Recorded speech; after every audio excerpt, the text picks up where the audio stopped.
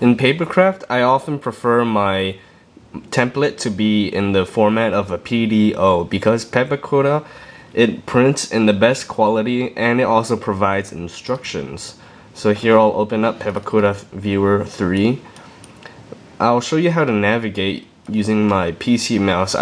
People can't open PDO files with Mac, I've heard, so that just sucks for them. I don't know how to use a Mac, so I can't really show you. But so here's my mouse. I use all three buttons. Well, most oftenly I use the middle scroll button and the left click.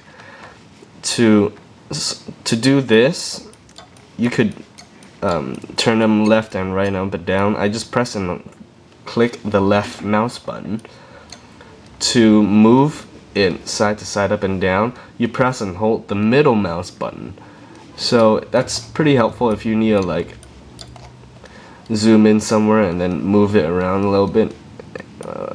It's like second nature to me because I use it so often. You can also do the same for this template side, but the left click and middle click are the same. They both move the whole thing left and right. So here I'll show you this part. You might be wondering what this is. When the person designs the 3D model, there may or may not be flaws in the 3D, and there are like extra planes sticking out and that the person doesn't want to clean up. And Pepakura doesn't allow you to delete these flaws. So what the designer does is you can actually move these pieces around, and what they do is they move these pieces out of the white plane, so when you print it, it does not get printed because you don't need these. So you may be wondering, I click on this and there's a red box which indicates that I've selected that one piece which is corresponding to this head right here.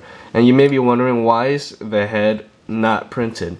Actually, the person designed another head that looks like it's separate, but actually it's gonna be, I'm pretty sure that it connects well to the hair and everything else. It's just on this Pepakura file it looks like it's separate. So here's the actual head that you wanna work on. And so I'm gonna zoom in, and you click the pieces of the head, and when you look at the white sheet here, you can find where that piece is. So it's gonna be right here. I click this part, it's up there, click this. So that's one really awesome thing that I love on Pepakura.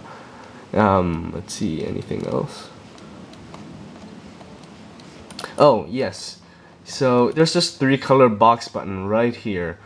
What it does is it opens and closes the connections between the tabs. So this is, I'm clicking the 3-color button right here, and this is what happens. So I'm gonna leave it open,